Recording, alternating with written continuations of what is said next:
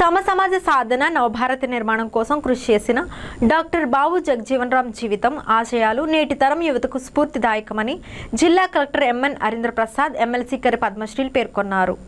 Doctor బాబు జగజీవన్ రామ్ 119వ జయంతి వేడుకలను కాకినాడలో స్థానిక లేడీస్ క్లబ్ కడలిలో ఘనంగా నిర్వహించారు. ఈ కార్యక్రమానికి ముఖ్య అతిథులుగా జిల్లా కలెక్టర్ ఎంఎన్ అరీంద్ర ప్రసాద్, ఎమ్మెల్సీ కరి పద్మశ్రీలు హాజరై బాబు జగజీవన్ రామ్ విగ్రహానికి పూలమాలలు అలంకరించి నివాళులర్పించారు. ఈ సందర్భంగా నిర్వహించిన సభలో వారు మాట్లాడుతూ డాక్టర్ బాబు జగజీవన్ రామ్ 119వ జయంతి సందర్భంగా శుభాకాంక్షలు తెలియజేశారు.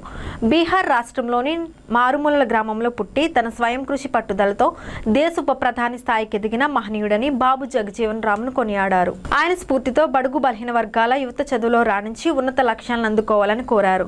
డాక్టర్ బి అంబేద్కర్, డాక్టర్ బాబు జగజీవన్ రాములు రాజ్యాంగం ప్రత్యేక చట్టాల ద్వారా అందించి హక్కులను, సమాన అవకాశాలను బలహీన వర్గాల ప్రజలు సద్వినియోగించుకొని మంచి పౌరులుగా ఎదగాలని, అదే వారికి నిజమైన నివాళి అని తెలిపారు. ఈ కార్యక్రమంలో Kakinada municipal commissioner NV Satyanarayana, మాది corporation director Valluri Raju, MRS నాయకులు వల్లూరి సత్యబాబు, సాంఘిక సంక్షేమ శాఖ DDMS Shobharani, ST corporation ED sectors CEO Archana తదితరులు పాల్గొన్నారు. Babu Jagjivan Ram, then you should live by the rules which they have said is good for the society. So అది ప్రతి ఒక్కరు కూడా పాటించాలని ఈ సందర్భంగా కోరుతున్నాను.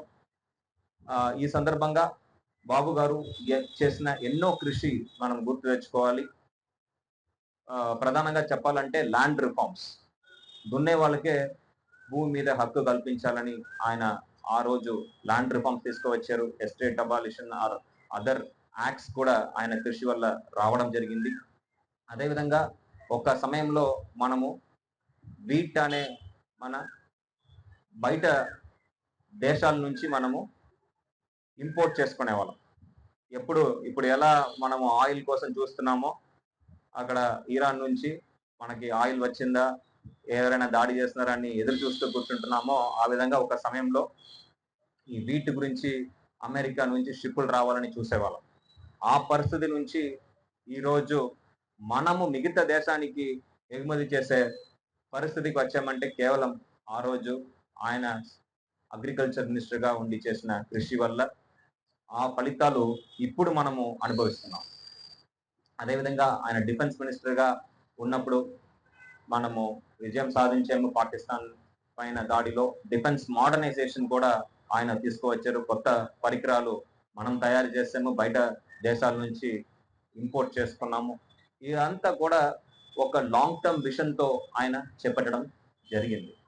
సో మనం కూడా మన వంతు కృషి ప్రతిరోజు కూడా చేయాలని, యువతలు అదేవిధంగా మహిళలు సామాజిక న్యాయం మీరు పొందాలంటే మీరు తప్పకుండా చదువు మీద దృష్టి సాధించాలని చెప్తూ ఈ అవకాశం ఇచ్చిన ప్రతి ఒక్కరికి, ప్రధానంగా చక్కగా ఏర్పాటు చేసిన డిడి గారికి, అదేవిధంగా కమిషనర్ గారికి ధన్యవాదాలు తెలియజేస్తూ, ఈ కార్యక్రమానికి వచ్చేసినటువంటి ఎమ్మెల్సీ గారికి కూడా ధన్యవాదాలు తెలియజేస్తూ సెలవు తీసుకుంటాం. ప్రతిసారి కూడా ఏదో కొత్త చట్టం, అలాగే ఈ people backward classes, schedule tribe, schedule class అందరికీ కూడా న్యాయం చేయాలి, నాలంతా ఉండాలనే ఉద్దేశంతో ఆయన నిరంతరం పోరాటం చేశారు.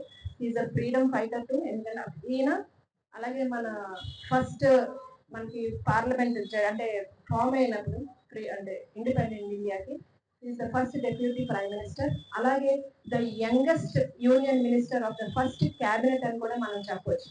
అంటే ఇక్కడ ఆయన యూత్ కూడా ఇన్స్పిరేషన్ అయ్యారు, ప్రతి ఒక్కరు కూడా ఇన్స్పిరేషన్. అంటే మనకి సమాజం కోసం ఏమైనా చెయ్యాలి అంటే ఇక్కడ ఏజ్ అన్నది ఎప్పుడు ఒక ఫ్యాక్టర్ కాదు. నీలో కృషి ఉంటే నువ్వు ఋషి అవుతావు అనేసి ఒకరికి ఆదర్శంగా నిలవాలి అంటే మనం కష్టపడాలి. Why not the first step we take. అంటే ఎప్పుడు ఎవరో ఏదో ఒకటి చేస్తారని కాకుండా అది ఏదో మనమే ఎందుకు చేయకూడదు, మనమే ఒకరికి ఆదర్శం ఎందుకు కాకూడదు అనే భావనతో మన జగజీవన్ రామ్ గారు ఎప్పుడు కూడా అందరి కోసం కృషి చేశారు, అలాగే ఎన్నో సాధించారు. సో అందులో కొన్ని చట్టాలు మనకు వచ్చండి. పారిశ్రామిక వివాదాల చట్టం 1947, అలాగే కనీస వేతనాల చట్టం 1948, భవిష్య విద్యా చట్టం 1952, ఎయిర్ ఇండియా మరియు ఇండియన్ ఎయిర్లైన్స్ స్థాపన, railway zone and railway board ఏర్పాటు. ఇవన్నీతో పాటు ఇంకా చాలా చేశారు. మనకేంటంటే మన కోసం, మన వాళ్ళ కోసం మనం ఫైట్ చేయాలన్న ఇన్స్పిరేషన్ మనలో తీసుకొచ్చారు. సో ఆయన జయంతిని ఎప్పుడు కూడా ఇన్స్పిరేషన్ గా తీసుకుంటూ happiness lies in what you can give, not from what you can get అని. అంటే మనం చేసే దాంట్లో సంతోషం ఏదైతే ఉంటుందో అది వెతుక్కుంటే నిజంగా ఎప్పుడు కూడా నిరంతరం సేవలో మనం నిమగ్నం అయిపోతాం. సో ఈయన జయంతి సందర్భంగా అందరూ కూడా ఏదో ఒక ఓట్ తీసుకొని మనం అట్లీస్ట్ మనం ఒకరికి ఇద్దరికి హెల్ప్ చేయాలి, ఒకరికి ఇన్స్పిరేషన్ గా అదే గతంలో ఉన్న చంద్రాజప్ప గారి ఆధ్వర్యంలో అదే రెవెన్యూ కాలనీలో శంకుస్థాపన చేయడం జరిగింది. మేము వేరేగా కోరతలు ఎత్తల్లి మా సొంత విషయాలు అయ్యా కలెక్టర్ వారు మా సొంతంగా మేము అడుగుతలేదు.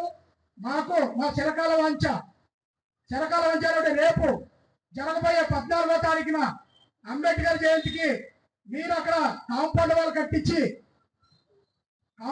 కట్టించి ముందు ఏదైతే శంకుస్థాపన చేయడం జరిగిందో దాన్ని మరి మాకు అప్పట్లో కూడా శంకుస్థాపన చేయడం జరిగింది. ఆ సైట్ కి 1,72 లక్షలు ఫండింగ్ కూడా చంద్రబాబు నాయుడు గారి ఆధ్వర్యంలో కూడా శాంక్షన్ చేయడం జరిగింది. ప్రభుత్వం మారిన తర్వాత అది మారొచ్చు, కానీ కనుక మీ ఆధ్వర్యంలో మేమందరం కూడా కలెక్టర్ గారికి, నూతనంగా వచ్చిన కలెక్టర్ గారికి మా కాకినాడ జిల్లా తరపుని స్వాగతం సుస్వాగతం. అయ్యా మా కోరిక మటుకు మీరు నెరవేరుస్తారని మేము ఆశిస్తూ ఏదైతే అంబేద్కర్ జయంతికి మరి 1000 కళ్ళతో మేము ఎదురు చూస్తూ ఉంటాం. మీరు చేసే ఆ మంచి పనికి మేమందరం కూడా హర్షిస్తాం. ఈ అవకాశం ఇచ్చినటువంటి మీ అందరూ కూడా ధన్యవాదాలు తెలియజేసుకుంటాం.